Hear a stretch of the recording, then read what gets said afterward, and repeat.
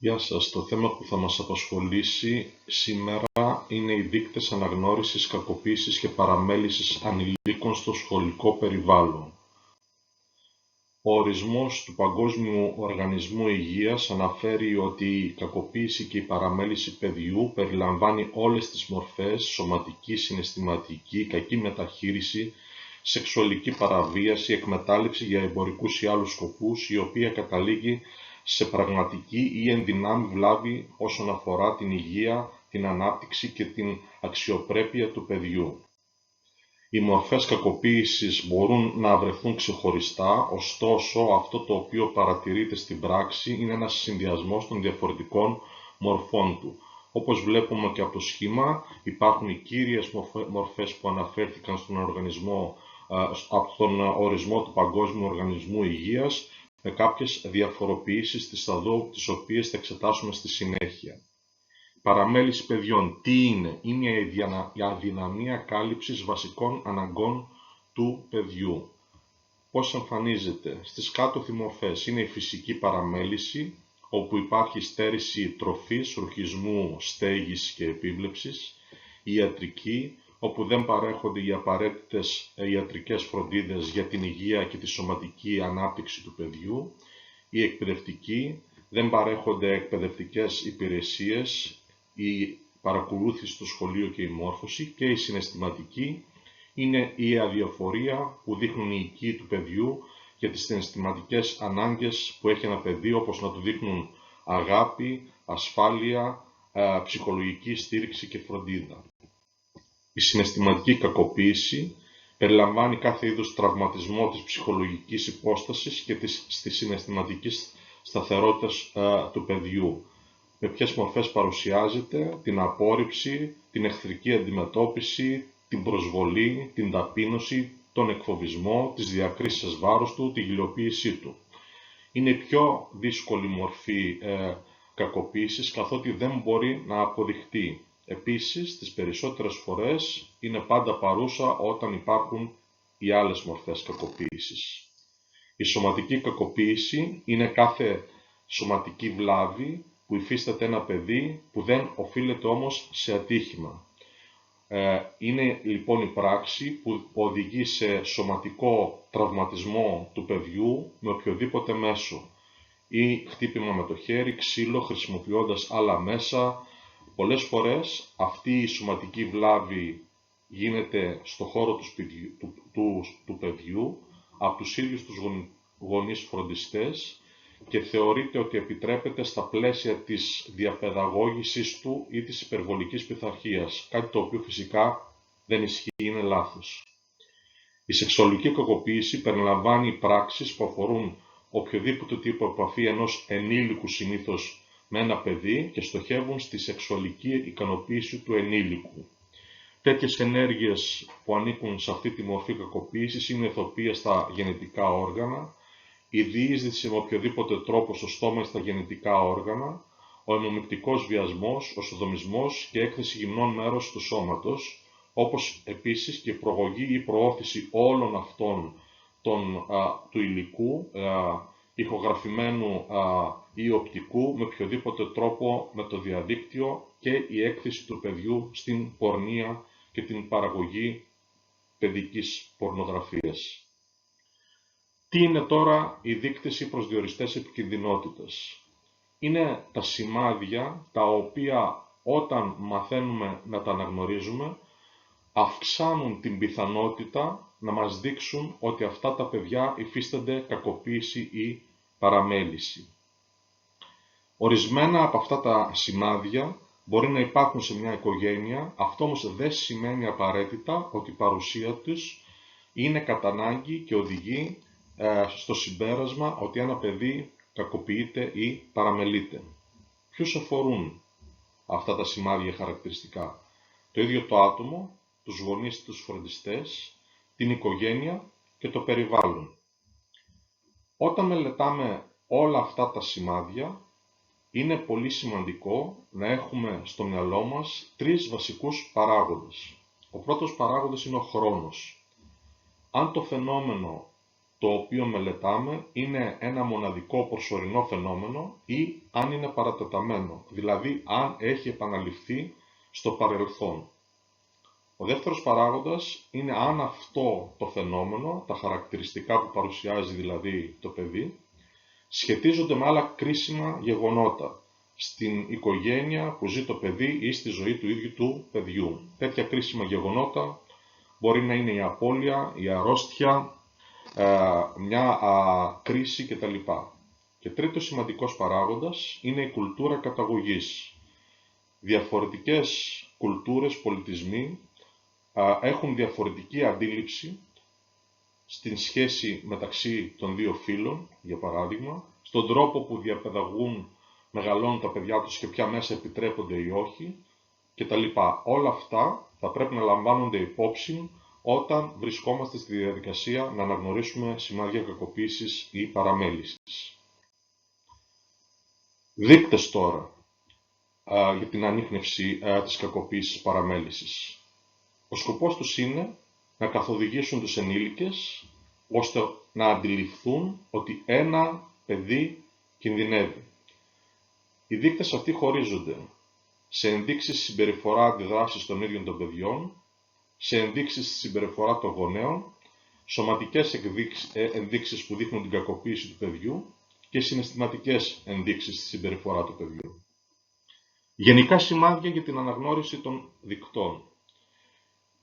Αυτό το οποίο εμφανίζονται πολλές φορές είναι απότομες αλλαγές στη συμπεριφορά του παιδιού, σημαντική πτώση στη σχολική του επίδοση, έντονο ανεξήγητο άγχος, βρίσκεται συνεχώς σε μία αδικαιολόγητη εγρήγορση, ανησυχεί έντονα δηλαδή για κάτι, παραπονείται για ψυχοσωματικά ενοχλήματα χωρίς να υπάρχει φανερό αίτιο, εμφανίζει το λεγόμενο δίπολο συμπεριφοράς, δηλαδή ή από την μια πλευρά θα είναι εντελώς παθητικό, απομονωμένο, αποσυρμένο, ή αντίθετα από την άλλη πλευρά θα είναι άκρος επιθετικό, έρχεται στο σχολείο νωρίς, φεύγει αργότερα και βρίσκει προφάσεις για να μην γυρίσει στο σπίτι του. Ζωγραφίζει ερωτικές αναπαραστάσεις ή άλλου είδους ζωγραφιές που παραπέμπουν στη σωματική τιμωρία ή βία, έχει μειωμένη όρεξη για φαγητό ή αντίθετα παρουσιάζει βουλημία. Μια ένδειξη εδώ είναι επίσης οι απότομες μεταβολές στο βάρος, δηλαδή παίρνει απότομα κιλά ή χάνει απότομα κιλά και δεν επιθυμεί να μένει μόνο του και πολύ περισσότερο στο σκοτάδι. Συνήθως όταν βλέπουμε αυτούς τα γενικά σημάδια, τους δείκτες, αυτοί συνυπάρχουν μεταξύ τους και σχετίζονται με πολλούς και διαφορετικούς τρόπους στις διαφορετικές μορφές κακοποίησης παραμέλησης που προαναφέραμε. Τώρα, τι μπορούμε να αναγνωρίσουμε στα ατομικά χαρακτηριστικά του παιδιού, αν δεν συνάδει η ηλικία του με την ανάπτυξή του. Παρατηρούμε δηλαδή ένα έλλειμμα. Αίτια που μπορούν να υπάρχουν για τα οποία προκλήθηκε η αναπηρία του σωματική ή νοητική. Αίτια επίσης εκδήλωσης μιας ψυχικής ασθένειας, αν έχει διαπιστωθεί από ειδικούς νευροαναπτυξιακή ανοριμότητα μέσω διάγνωσης και ιδιαίτερη ιδιοσυγκρασία, αυτό το οποίο αναφερόταν παλιότερα στην ελληνική βιβλιογραφία ως δύσκολο αντιδραστικό παιδί, μια συμπεριφορά η οποία εκδηλώνεται ανεξήγητα και απότομα. Και επίσης συμπεριφορές διαταραχής του συναισθήματος και της προσωπικότητας, όπως είναι η υπερκινητικότητα, η κρίση πείσματος, παρορμητικότητα, ανυπακοή, εκρήξεις θυμού.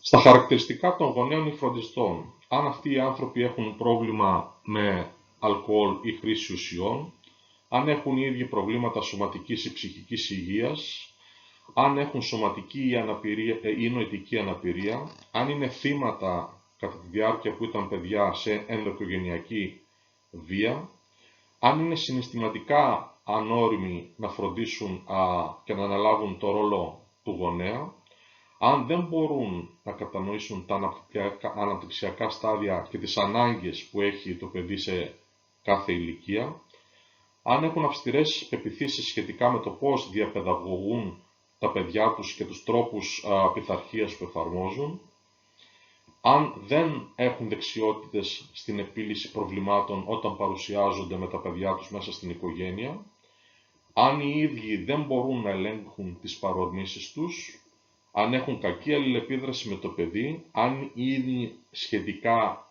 νέοι σε ηλικία που έγιναν γονείς και αν λείπουν οι ίδιοι αρκετές ώρες από το σπίτι και τα παιδιά μένουν μόνα τους.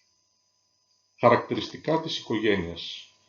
Παρουσία βίας ή κακοποίησης άλλου μέλους μέσα στην οικογένεια, γονείς με συγκρουσιακά διαζύγια, μεγάλο μέγεθος της οικογένειας όπως και μονογονεϊκή οικογένεια. Προσοχή, εδώ αναφερόμαστε όχι στον αριθμό των μελών, αλλά στον χρόνο που πρέπει να διαθέτουν οι ενήλικες απέναντι στα παιδιά τους, ούτως ώστε να έχουμε μια ομαλή πορεία ανάπτυξη του παιδιού.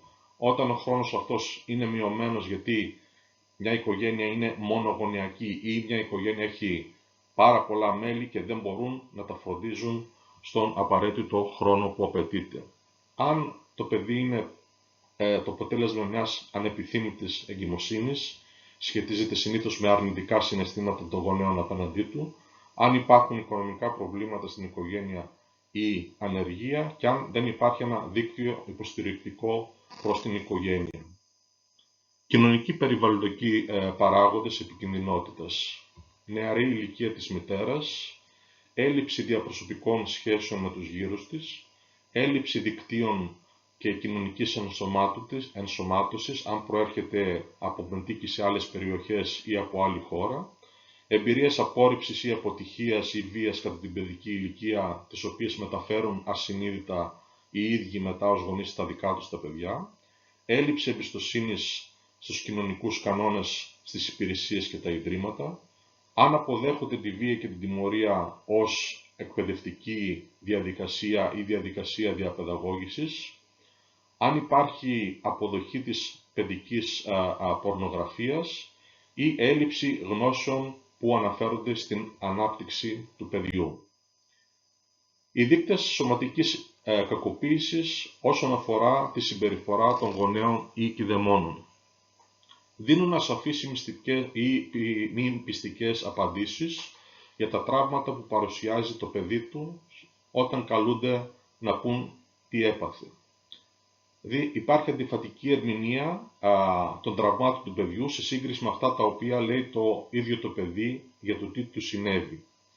Καθυστερούν να αναζητήσουν βοήθεια στα τραύματα του παιδιού, προσπαθώντας να κερδίσουν χρόνο για να επουλωθούν αυτά τα τραύματα και να μην μπορεί να γίνει καλή διάγνωση.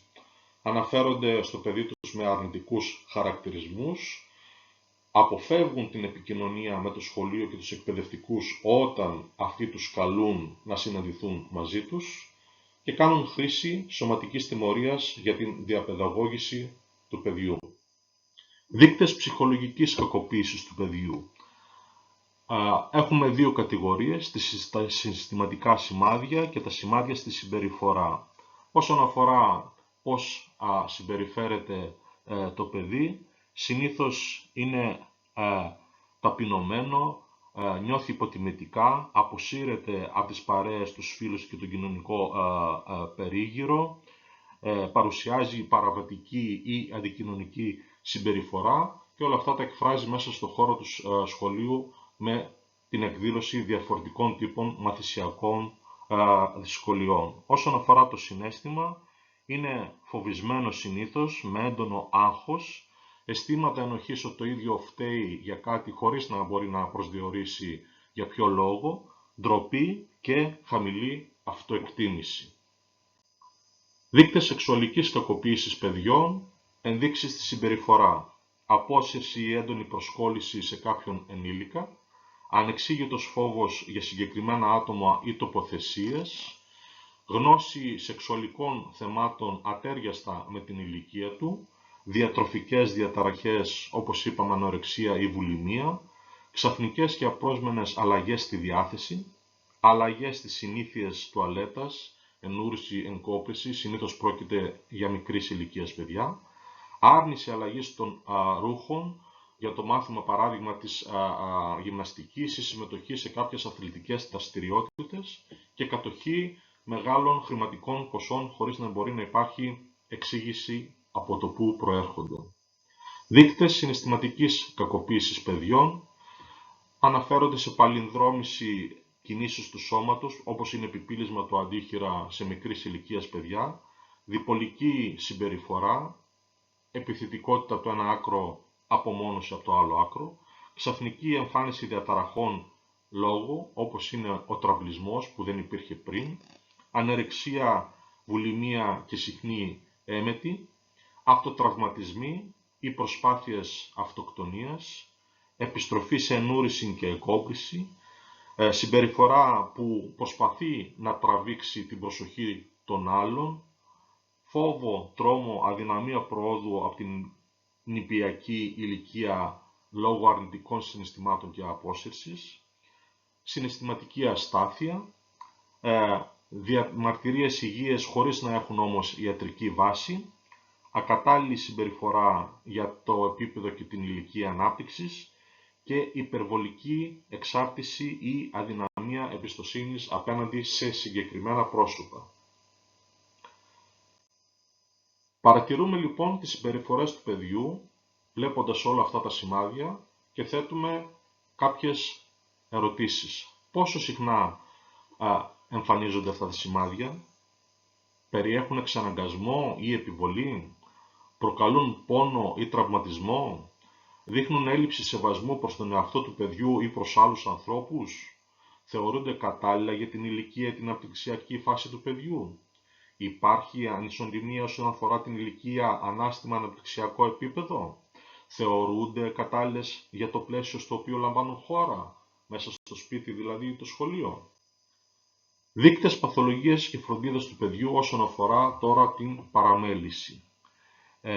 Έχουμε πει κάποια πράγματα, τα βασικά αφορούν την φυσική παραμέληση όσον αφορά την έλλειψη στέγης, τροφής, συναισθηματικής υποστήριξης, την έλλειψη ιατρικής φροντίδας, δεν γίνονται οι απαραίτητοι έλεγχοι εξετάσεις από την πλευρά των ενηλίκων για να είναι ομαλή η σωματική και ψυχική υγεία του παιδιού και φυσικά δεν φροντίζεται το παιδί να αναπτυχθεί ψυχοσυναισθηματικά γιατί παραμελείται ή υποβιβάζεται ή υποτιμάται είτε το ίδιο προσωπικά ή στις σχέσεις και τις παρέες που κάνει με άλλους συνομιλίκους στον ελεύθερο χρόνο του, με συμμαθητές του στο σχολείο κτλ. Γιατί τα παιδιά λοιπόν δεν μιλάνε για αυτό που τους συμβαίνει. Κυριαρχεί το συναίσθημα του φόβου. Τι φοβούνται λοιπόν? Φοβούνται τον δράστη. Φοβούνται δηλαδή τον άνθρωπο ο οποίος τους έκανε το κακό. Φοβούνται τις συνέπειες που θα έχουν. Φοβούνται μήπως αν φανερώσουν αυτό το οποίο τους συμβαίνει δεν θα τους πιστέψουμε. Νιώθουν ένοχα χωρίς να μπορούν να το εξηγήσουν. Μπορεί να πρόκειται για ένα θέμα ταμπού, συνήθως αναφερόμαστε στην σεξουαλική κακοποίηση και στην ενδοοικογενειακή βία σε αυτές τις περιπτώσεις. Φοβούνται λοιπόν ένα ενδεχόμενο ξυλοδαρμό συνέπειες. Δεν μιλάνε γιατί μπορεί να έχουν δωροδοκηθεί με διαφορετικούς τρόπους από τον δράστη ή αν προέρχονται από άλλη χώρα επειδή δεν μπορούν να επικοινωνήσουν λόγω μη καλής γνώσης ή ελλειπούς γνώσης της γλώσσας. Πότε μιλάνε τα παιδιά για αυτά τα οποία τους συμβαίνει? Όταν είναι με κάποιον που τον εμπιστεύονται. Όταν πλέον αρχίζουν να καταλαβαίνουν τι τους συμβαίνει και ότι αυτό που τους συμβαίνει δεν είναι φυσιολογικό. Όταν δεν αντέχουν τον πόνο, είτε σωματικό ή ψυχικό ή συνδυασμό αυτών και αν έχουν μικρότερα αδερφάκια, μιλάνε για να προσπαθήσουν να προστατέψουν τα μικρότερα αδερφάκια τους, να μην συμβεί και σε αυτά το ίδιο. Συμπερασματικά λοιπόν, το παιδί δεν είναι ποτέ σε τέτοιου είδους περιπτώσεις κακοποίησης παραμέλησης το πρόβλημα. Η συμπεριφορά του παιδιού, τα σημάδια αυτά τα οποία δηλαδή αναφέραμε προηγουμένως, αποτελούν αντανάκλαση της παθολογίας μέσα στην ίδια την οικογένεια και το παιδί πολύ συχνά είναι θύμα ενός δυσλειτουργικού οικογενειακού περιβάλλοντος.